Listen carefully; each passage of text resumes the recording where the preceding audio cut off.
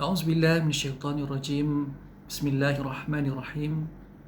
Assalamualaikum warahmatullahi wabarakatuh. Alhamdulillah wassalatu wassalamu ala Rasulillah, amma ba'd. Alhamdulillah, hari ini hari Jumaat, hari yang digelarkan sebagai Sayyidul Ayyam, hari di mana kita disunatkan untuk memperbanyakkan bacaan selawat ke atas junjungan besar baginda Nabi Muhammad sallallahu alaihi wasallam.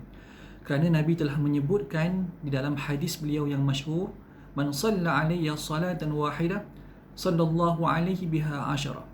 Sesiapa yang berselawat ke atasku, kata Nabi, dengan sekali lafaz selawat, maka Allah Ta'ala akan berselawat ke atasnya dengan 10 kali selawat.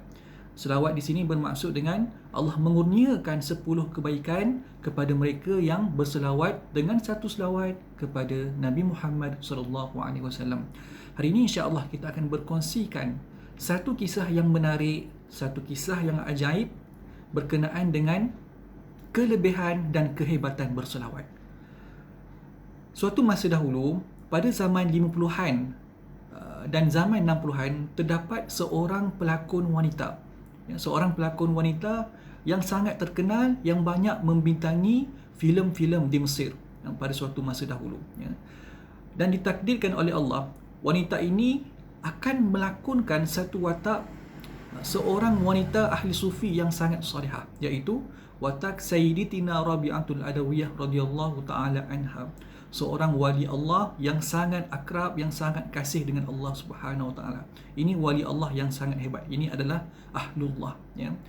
Jadi apabila pelakon wanita tersebut membintangi, ya, dan memegang watak Sayyidatina Rabi'atul Adawiyah, maka wanita ini, pelakon ini kemudian berpura-pura menjadi seorang wanita yang salihah. Ya, dia berpura-pura untuk sembahyang di dalam lakonannya, ya, berpura-pura untuk melakukan ibadah dan berpura-pura untuk memperbanyakkan bacaan selawat. Kerana kita semua sedia maklum bahawa Sayyidatina Rabi'atul Adawiyah ini, amalannya setiap hari beliau akan mengucapkan selawat sebanyak 25,000 kali satu hari. Subhanallah. 25,000 kali selawat ke atas junjungan besar Nabi SAW selama satu hari. Jadi ini satu amalan yang sangat-sangat hebat.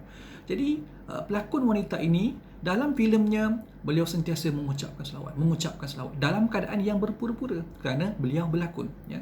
Ditakdirkan oleh Allah, selepas tamat penggambaran filem tersebut, rupa-rupanya pelakon ini akhirnya bertaubat kepada Allah Subhanahu wa taala.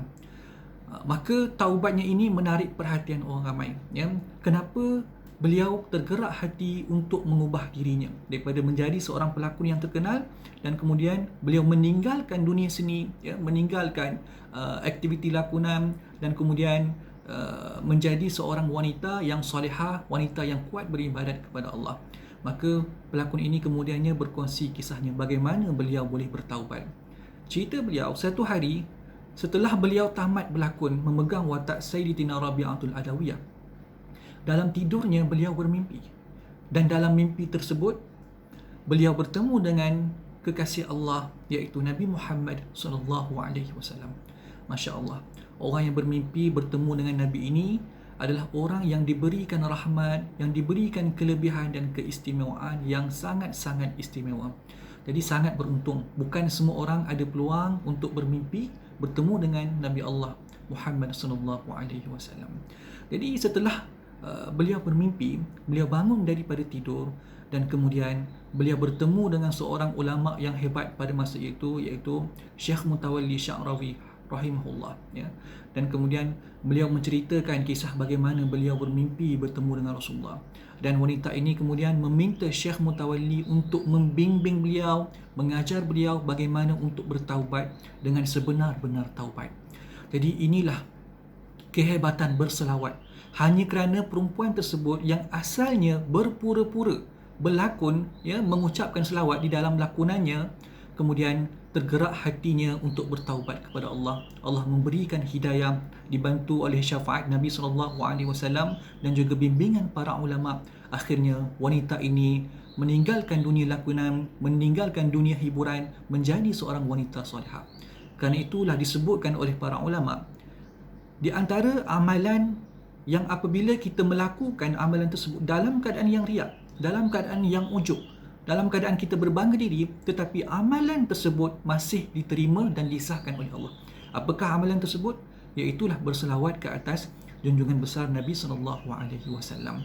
Kerana Nabi pernah menyebut, sesiapa yang berselawat ke atasku, maka para malaikat akan menyampaikan selawat yang diucapkan oleh seseorang tersebut, dan selawat itu akan disampaikan kepada aku.